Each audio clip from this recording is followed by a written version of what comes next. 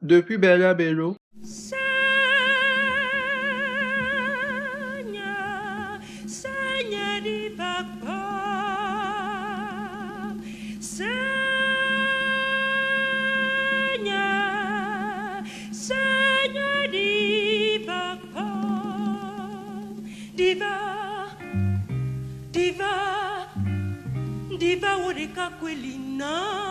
la diva de la musique togolaise et africaine qui a fait l'Olympia en France dans les années 70, aucune autre femme togolaise n'a réussi à porter plus haut les couleurs du drapeau togolais. Pourtant, ces derniers temps, on voit émerger plein d'artistes féminines qui se hissent très rapidement dans les hit parades de la musique togolaise et africaine. Mais force est de constater qu'elles ne font pas long feu, pour cause de sexisme ou de sous-représentation. D'où la question que l'on se pose. Pourquoi est-il si difficile à la gente féminine de se faire une place dans l'industrie musicale? Donc dans cette vidéo, on va parler des femmes dans l'industrie musicale togolaise. La musique togolaise a commencé par écrire ses lettres de noblesse vers les années 60 et 70 avec l'émergence de certains artistes, surtout de la gente féminine, dont Bella Bello,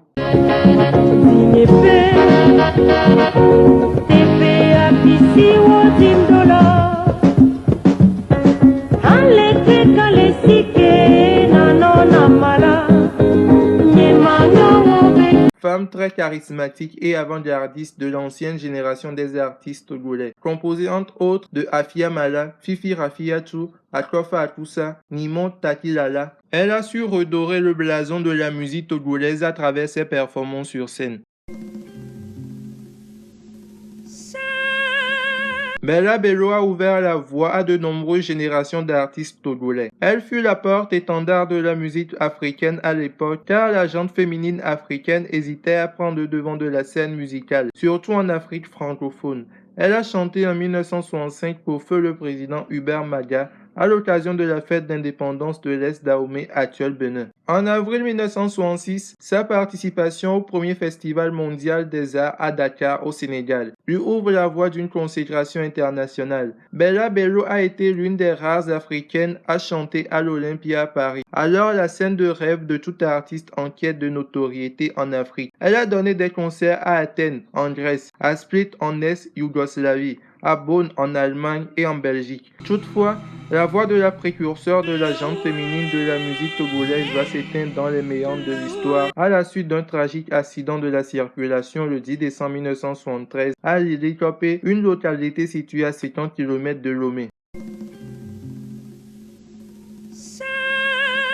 Après une descente aux enfers dans les années 80, où la musique togolaise a perdu un peu de sa verve, les artistes féminines pouvaient être comptées sur le bout des doigts. Le passage de témoin n'a pas été réussi, puisque la nouvelle génération peine à émerger. Mais la musique togolaise va renaître de ses cendres à partir des années 90, avec l'apparition de nouvelles artistes tels que Fifi Rafiatou, Akofa Akusa, Nimon Takilala, Afia Mala, Ita Yoria, qui ont sillonné les grandes capitales africaines pour montrer leur savoir-faire musical. De Cotonou à Bamako, Dakar, Ouagadougou, en passant par Douala, Libreville, Brazzaville ou encore Kinshasa, elles sont acclamées par des foules conquises. Le retour de la gente féminine sur les scènes musicales togolaises après ce déclin suivra une nouvelle vague d'artistes féminines à partir des années 80. Avec l'émergence de nouveaux talents, cette nouvelle génération prendra le relais des reines de la musique togolaise, à l'instar des artistes comme Santi Dorim, Edith Fever, Ami Coco, Jenny Jella et autres. Cette jeune génération a su profiter de l'essor des moyens d'enregistrement audiovisuel pour envahir le marché musical togolais, voire de la sous-région ouest africaine. Cette émergence a permis à la gente féminine de la musique togolaise de réaliser des collaborations qui font toujours la beauté de la discographie togolaise. Ce fut l'apogée de cette nouvelle vague, qui se fait remarquer à partir des années 2000 avec les artistes tels que Mirlinda, Reinia, Finiki, etc. La cassure ne se fera pas comme dans les années 60, 70 et 80, car ces jeunes artistes ont su marquer leur époque avec des singles qui ont émergé au-delà des frontières togolaises. Avec cette émergence, la relève est assurée autour des années 2005 et 2010, notamment avec des artistes tels qu'Adjoa Sika, Bibi Ren, Shandy, les sœurs Rosine, Almoc, Madame Abitor, etc. Ce succès s'est transporté au-delà des frontières togolaises, ce qui a permis aux artistes togolaises de réaliser des feats avec leurs homologues de la sous-région voire du continent.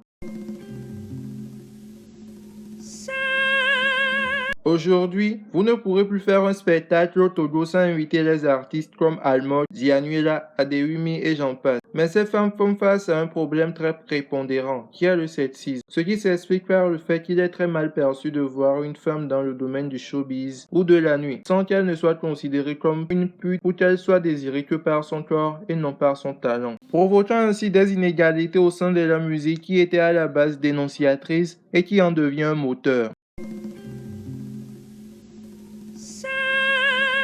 En conclusion, la passe d'armes a été réussie après un passage à vide. Aujourd'hui, de plus en plus d'artistes féminines togolaises prennent part au grand festival, ce qui leur a valu plusieurs distinctions, tant au plan national que régional. Courant 2014 à nos jours, on notera une sensible recolonisation de la musique togolaise par une gente féminine prête à se battre pour sortir la tête de l'eau. Pendant cette période, on note des sorties d'albums, des singles, leur performance sur les scènes africaines n'est plus à démontrer. C'est déjà la fin de cette vidéo, c'était Rodsen. Si elle vous a plu, n'hésitez pas à liker, partager, commenter et surtout n'oubliez pas de vous abonner. Tschüss.